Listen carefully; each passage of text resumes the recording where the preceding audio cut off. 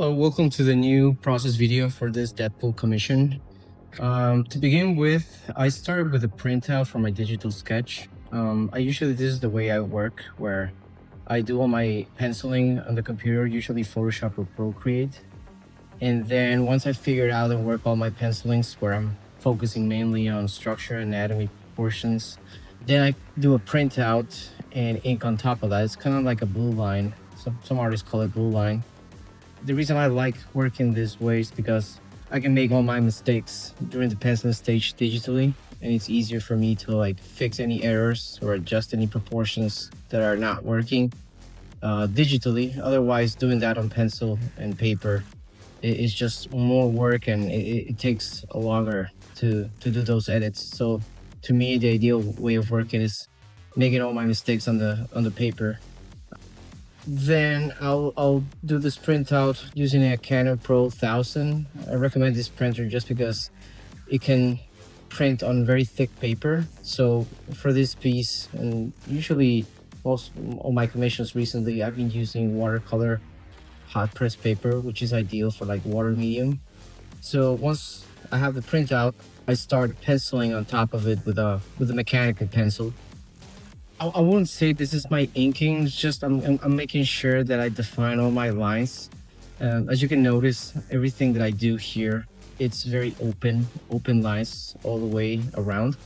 And the reason I like doing open lines, and why I recommend to most artists working open lines first and not try to do any shading at first, is just because working with open lines kind of forces you to think about shape, to think about line weight and the structure of things.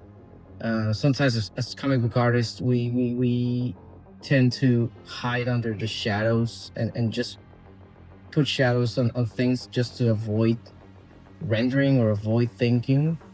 And while that's fine for like a pro who's done that thousands of times, I feel that forcing you to do open lines can lead to understanding the shapes of what you're rendering much better. So that's why I like just doing open lines to better understand what I'm drawing and the structure underneath, even though later on I might cover many of those areas with blacks. But I think it's a good exercise.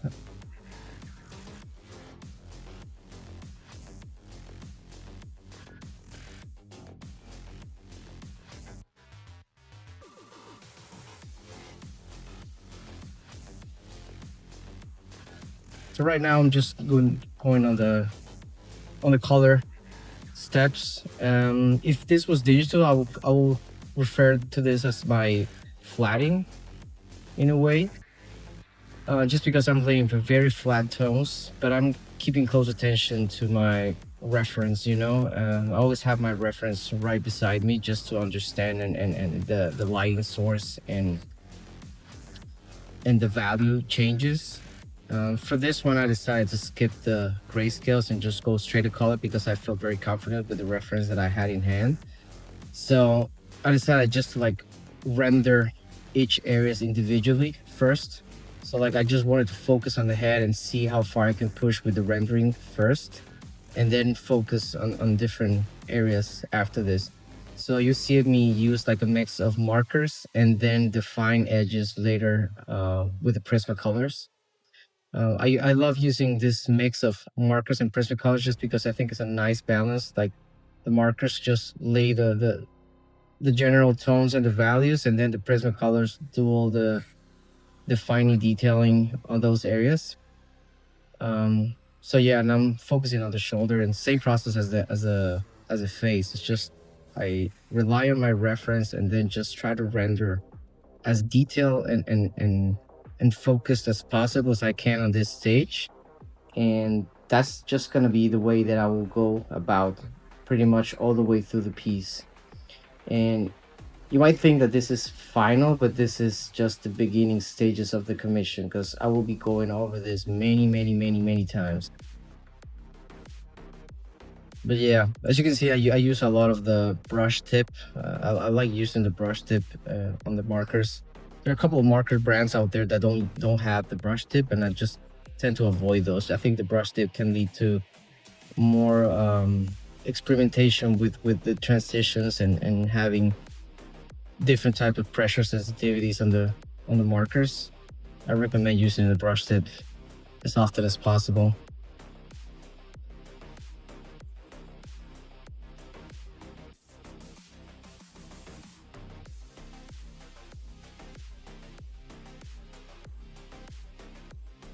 So same thing on these areas, just pretty much filling in and rendering as much as I can individual areas. I try to break it down. So like I'll do the chest, then I'll focus on the hand, then I'll focus on the other arm, and then focus on the belt and then the sword. But again, the only reason why I'm doing it this way this time is just because I managed to gather enough reference that I felt confident that I could like render individual areas and knowing that they will all come together um, in the end nicely. I don't recommend doing this if you don't have strong reference material.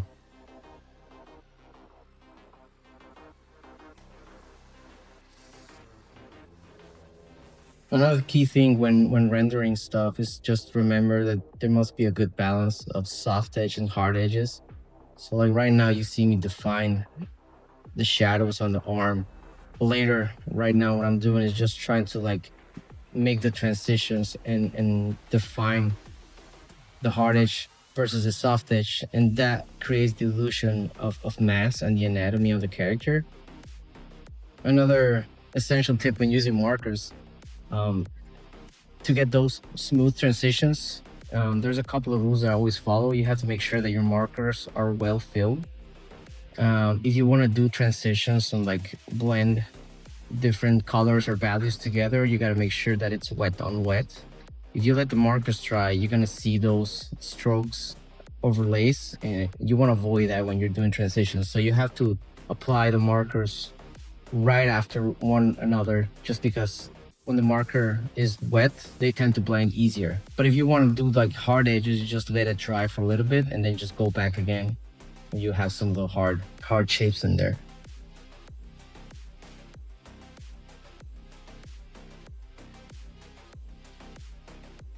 Again, right now I'm just focusing on the fist, and the fun part here is just playing around with the different materials. Like I'm thinking that's gonna be leather mixed with the knuckles, which are metallic. So I'm using the Posca white acrylic just to like highlight all those metallic areas. I'm gonna be focusing on the sword. As you can see right now, I'm defining some of the other edges and lines with the microns. It's because sometimes you need those edges to be defined to like better render the shapes.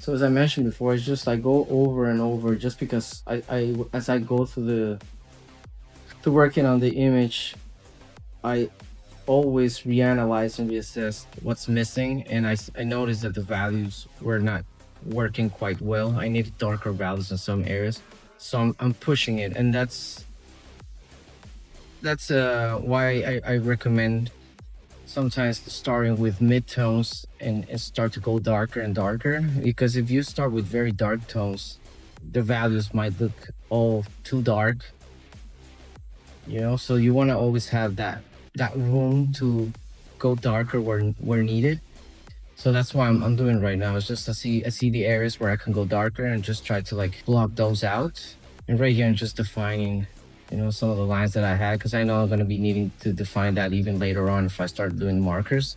I guess just a style preference. Some of the artists just don't do this stage and just uh, go directly into the rendering. But I don't know. For me, for some reason, I like when I look at stuff to understand the way they function, the way they're integrated between each other, and how they locked with other areas. So defining those lines and those edges helps me understand the shapes better.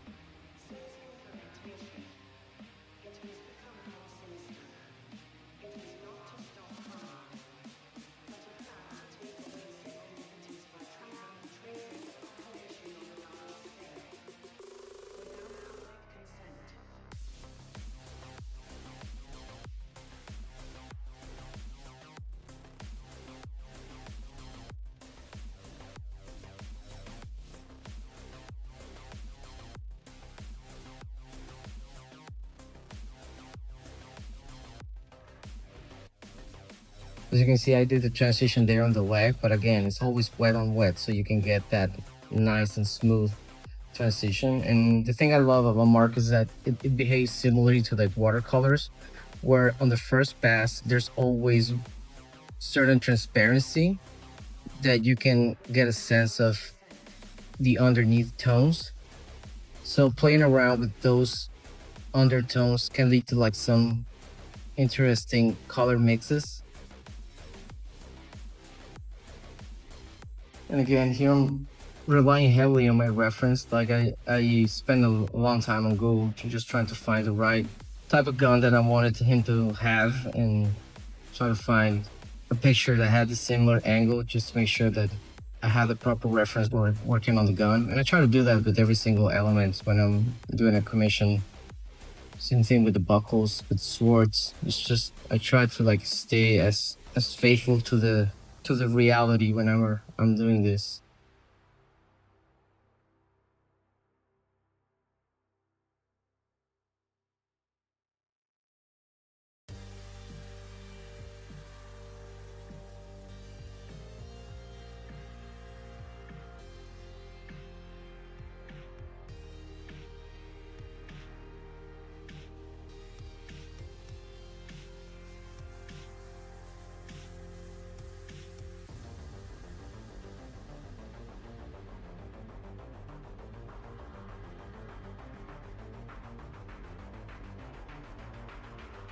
So right now I'm just working on the background, just laying the technical drawings. It's just pretty much lines, and even though it looks like they are very precise, when I sketched those lines, I didn't put a lot of attention to like what those elements were. I just wanted to fake that there was something going on.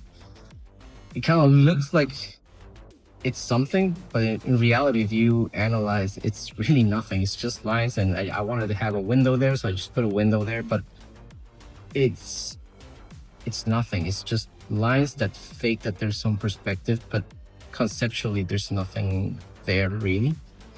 So the reason I use watercolors in this area is just I like that mix of markers on the characters, just because they look very neat versus the wild nature of the watercolors and the texture that it has. I think it makes for a nice contrast.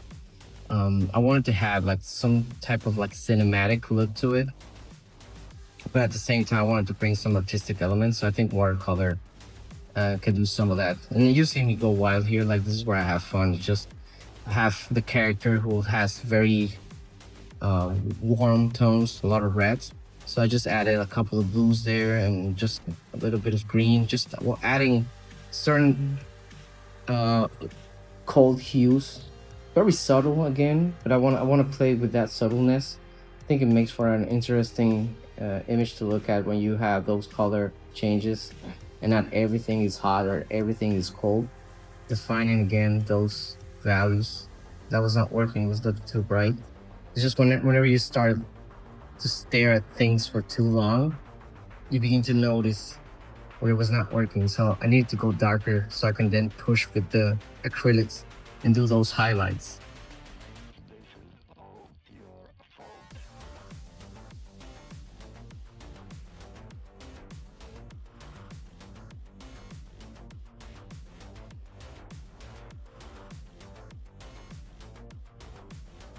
So right now I'm just working on highlights on top of the acrylics.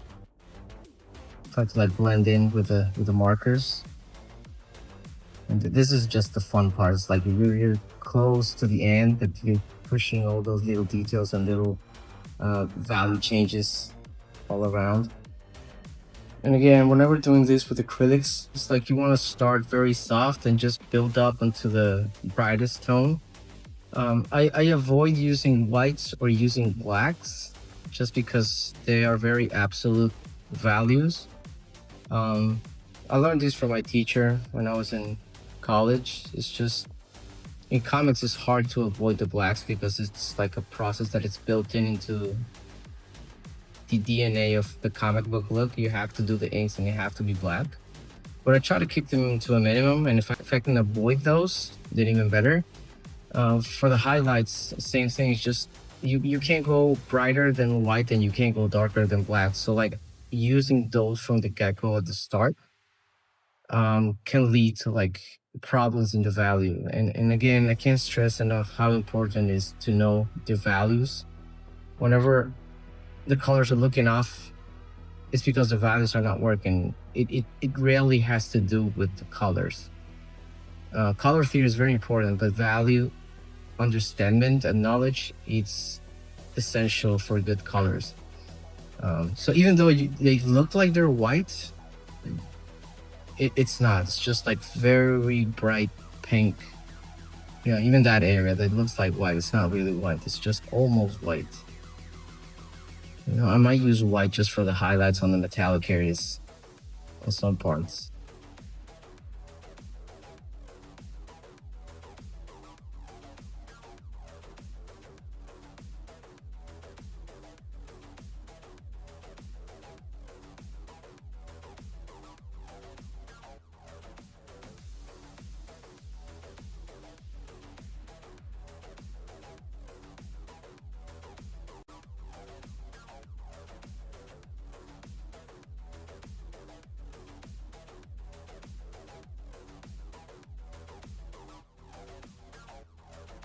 But yeah, this is my favorite part of the process. Then I'm going with the Prismacolors and just defining edges and helping with the transitions.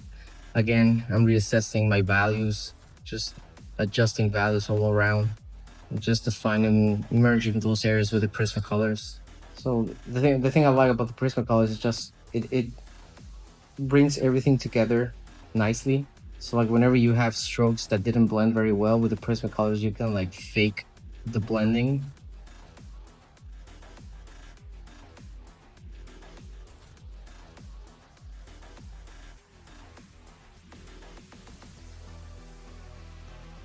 Right now I'm doing a second source of light, just hitting from that back window. I wanted to have that hot tone. The same thing, I'm just picking one color and just going all around the character on that side with one color first. And then I'll pick a brighter yellow or orange and go again. Just so you can have those value changes.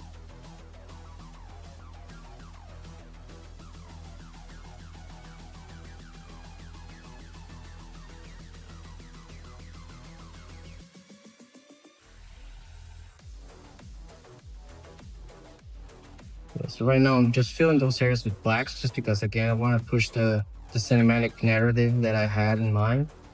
I'm already thinking that I want to have those transitions from being very black at the bottom to like brighter tones at the top. But I'm already thinking of what it's gonna come next because I know that I'm gonna be airbrushing some of that to like push the fade from black to a brighter tone later on. But again, I'm going just with black all around, just darkening those areas. I want to frame Deadpool much better. So if I dark those areas, those highlights and the rim lights, they're gonna help push the character a little bit forward.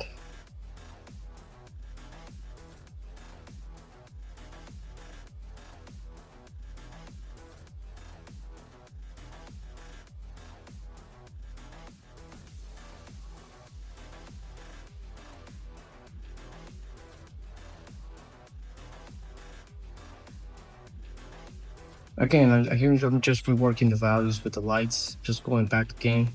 As you can see, it's just, you know, a matter of going back again and again and again to the same areas that you've been before, just because I rarely landed on the first strike. I usually have to go back and re-render a lot of the areas that I thought were completed, just so like all the elements are integrated better between one another.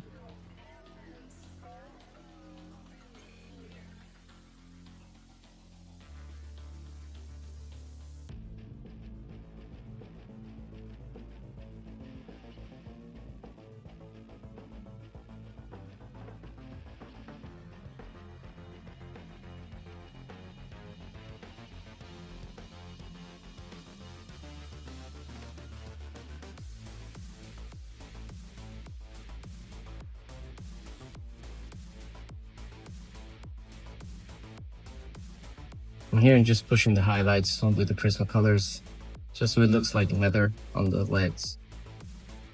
And then we're doing the airbrush.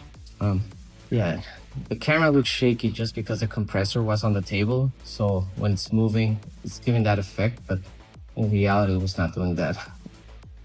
And again, I'm just doing very general glazes of orange around that area. But I think it gives like a nice cinematic look to the piece, where I have that warm light and then just adding another layer of the green light with yellows. But as you can see, it's just layer upon layer upon a layer of rendering and going over and over and over to the same areas you did before.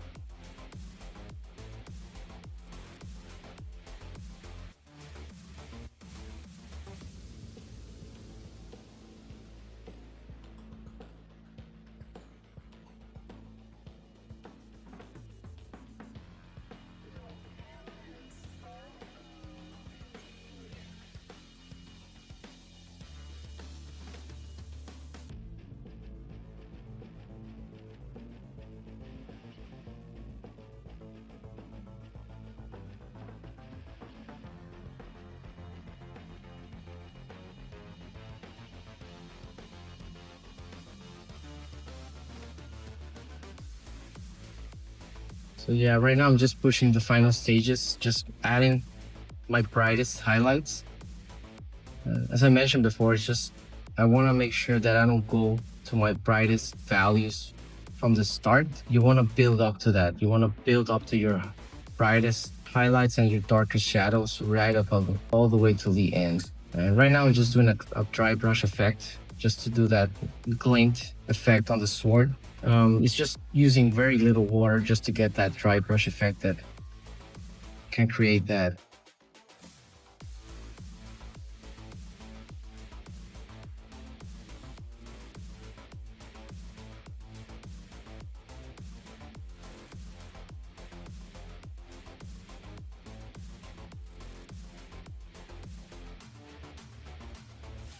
Same thing, just rendering materials, making sure this looks like leather. So you want to hit those highlights right at the spot. And all this is like looking at the reference material, making sure that you understand the different type of materials when you're rendering them.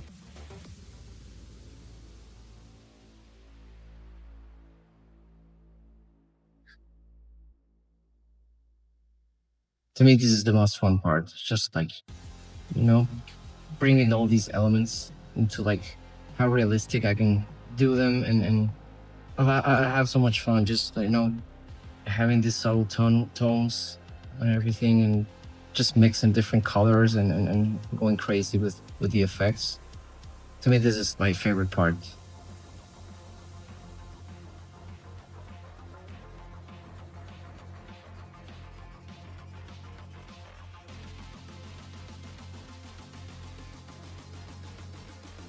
Do you ever think of me? 'Cause I think of fever. So that's it. Thank you for watching, and stay tuned for the next one. See you guys.